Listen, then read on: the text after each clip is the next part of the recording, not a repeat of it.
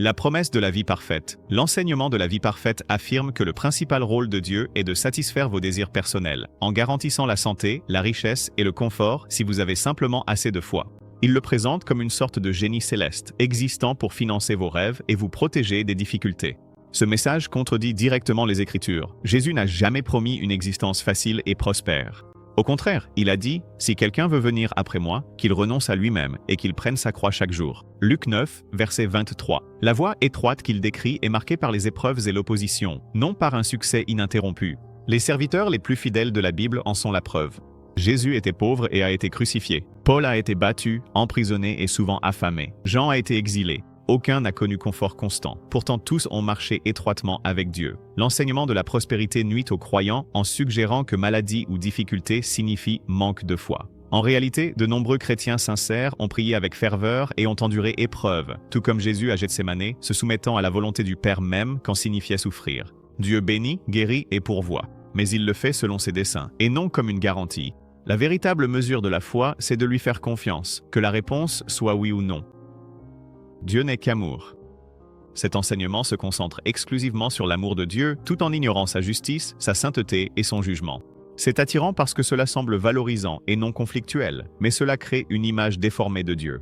L'Écriture déclare que Dieu est amour, 1 Jean chapitre 4, verset 8, mais elle l'appelle aussi un feu dévorant, Hébreux chapitre 12, verset 29. Et le juge de toute la terre, Genèse chapitre 18, verset 25. Retirer ces attributs revient à présenter un demi-dieu, ce qui n'est pas Dieu du tout. La véritable grâce, selon Tite chapitre 2, versets 11 à 12, enseigne aux croyants à renoncer à l'impiété et à vivre de manière juste dans ce monde présent. La grâce n'est pas une permission de pécher, c'est la puissance d'être libéré de l'emprise du péché.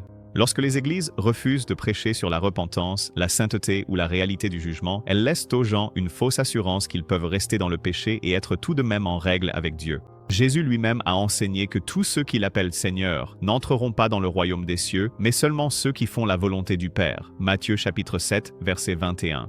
Le véritable amour dit la vérité au sujet du péché et appelle les gens à la transformation.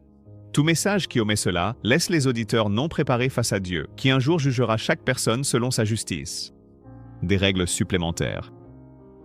Le légalisme ajoute des exigences humaines à l'Évangile et les considère comme des conditions pour le salut ou la maturité spirituelle. C'est l'Évangile des pharisiens, fait de traditions humaines, de listes de performances et de règles rigides qui vont au-delà des Écritures. Des exemples incluent le fait d'affirmer qu'une personne n'est pas sauvée tant qu'elle n'est pas baptisée, d'insister sur l'absence du Saint-Esprit à moins de parler en langue, ou d'exiger l'observance de certains jours ou rituels pour rester acceptable devant Dieu. Bien que le baptême, les dons spirituels et les disciplines soient précieux, ils ne constituent pas la base du salut. Éphésiens chapitre 2, versets 8 à 9, le précise clairement. C'est par la grâce que vous êtes sauvés, par le moyen de la foi et non par les œuvres, afin que personne ne puisse se vanter. Le danger, c'est que le légalisme déplace la confiance de l'œuvre accomplie du Christ vers la performance personnelle.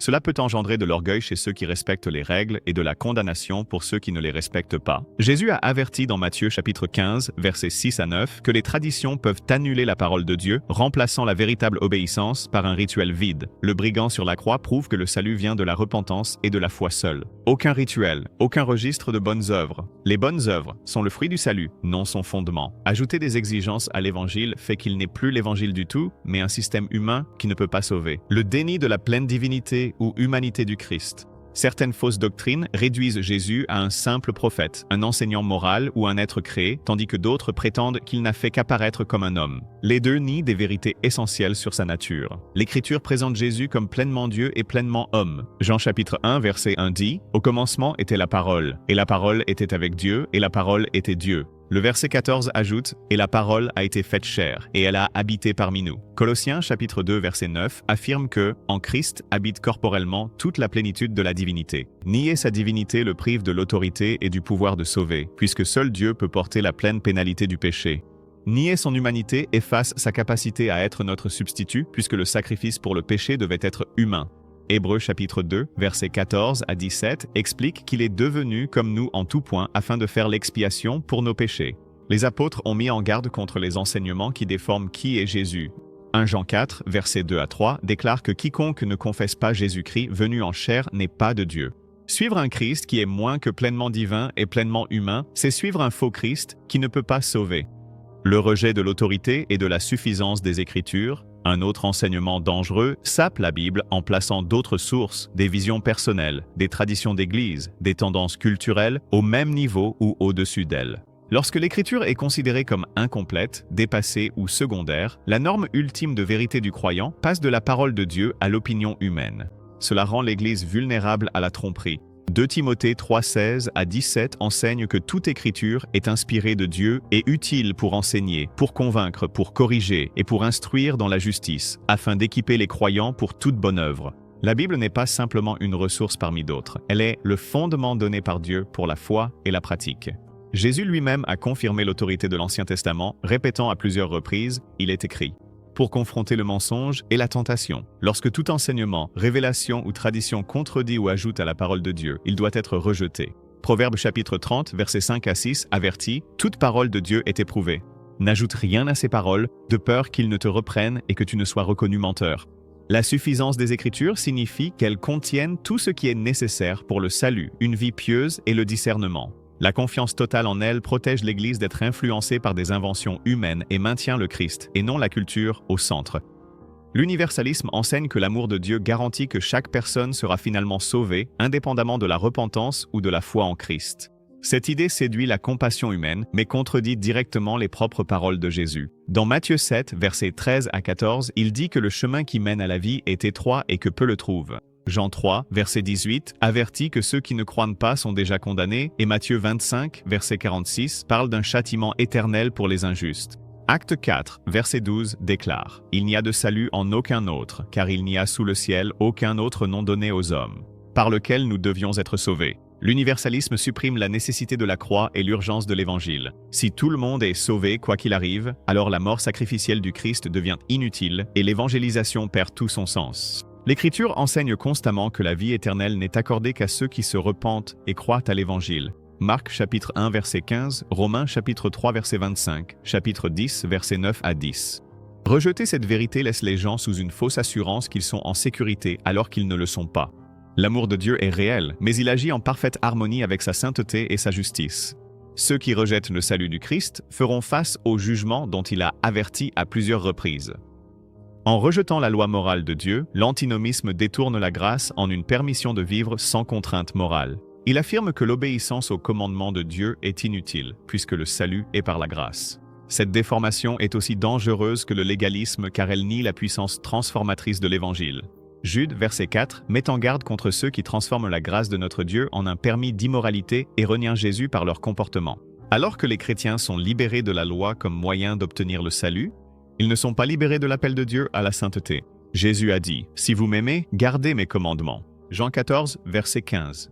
Paul explique que les croyants accomplissent la loi du Christ, Galates 6, verset 2, par une obéissance guidée par l'Esprit. Les commandements moraux de Dieu, tels que l'honnêteté, la pureté sexuelle, le pardon et l'amour, reflètent son caractère et restent contraignants pour son peuple. L'antinomisme produit des églises où le péché n'est pas remis en question et où le discipulat est absent. Les Écritures montrent que la vraie foi produit des œuvres compatibles avec la repentance. Acte 20, 6.20, Jacques 2.10, 7. La grâce non seulement pardonne, mais transforme aussi. Un évangile sans appel à une vie sainte est incomplet, et ceux qui prêchent un tel message risquent de conduire les gens à une séparation éternelle d'avec Dieu sous l'illusion de la liberté. Le refus de la résurrection corporelle. Cet enseignement affirme que Jésus n'est pas ressuscité physiquement d'entre les morts, présentant la résurrection comme un événement purement spirituel ou symbolique. Un tel refus enlève le fondement même de la foi chrétienne. Paul le dit clairement dans 1 Corinthiens 15, verset 17. « Si Christ n'est pas ressuscité, votre foi est vaine. Vous êtes encore dans vos péchés. » La résurrection n'est pas une croyance optionnelle. Elle est la preuve centrale que Jésus est le Fils de Dieu et que son sacrifice a été accepté par le Père. Les évangiles rapportent que le tombeau était vide et que Jésus est apparu physiquement à ses disciples. Ils l'ont touché, ont mangé avec lui et ont vu les cicatrices dans ses mains et son côté. Luc chapitre 24, versets 39 à 43, Jean chapitre 20, verset 27. Ces rencontres confirment que la résurrection était corporelle, non imaginaire. Nier la résurrection détruit également l'espérance du croyant, l'espérance pour l'avenir. Romains chapitre 8, verset 11, promet que le même Esprit qui a ressuscité Jésus donnera la vie à nos corps mortels. Si la résurrection de Jésus est réduite à un symbole, la garantie de notre propre résurrection s'effondre. Les apôtres considéraient cette vérité comme non négociable, car sans elle, l'Évangile perd à la fois sa puissance salvatrice et sa promesse ultime de vie éternelle. De nombreux chemins vers Dieu. Le pluralisme religieux enseigne que toutes les religions sont des voies également valables pour atteindre Dieu. Il présente Jésus comme l'une des nombreuses options spirituelles plutôt que comme l'unique sauveur. Cela s'oppose directement à sa propre affirmation dans Jean 14, verset 6. « Je suis le chemin, la vérité et la vie. Nul ne vient au Père que par moi. » Les apôtres ont repris cette exclusivité, déclarant dans Actes 4, verset 12, qu'il n'y a de salut en aucun autre. Le pluralisme peut sembler tolérant, mais il prive l'Évangile de son urgence et de son unicité. Si tous les chemins mènent à Dieu, la croix devient inutile et la mort du Christ n'est plus qu'une simple expression culturelle de la spiritualité. La Bible présente constamment une seule voie de salut, la repentance envers Dieu et la foi en Jésus-Christ. Actes chapitre 20, versets 20 et 1. Cet enseignement ignore également le fait que différentes religions enseignent des visions fondamentalement opposées de Dieu, du péché et du salut. Elles ne peuvent pas toutes être vraies en même temps. Accepter le pluralisme, c'est rejeter l'autorité de Jésus et le message clair des Écritures. La foi chrétienne repose sur la conviction que Christ seul a réconcilié l'humanité avec Dieu par sa mort et sa résurrection, et qu'en dehors de lui, il n'y a pas de salut. La prospérité par le péché. Cet enseignement affirme que Dieu bénira même la désobéissance délibérée si elle produit un succès visible, de l'influence ou de la croissance.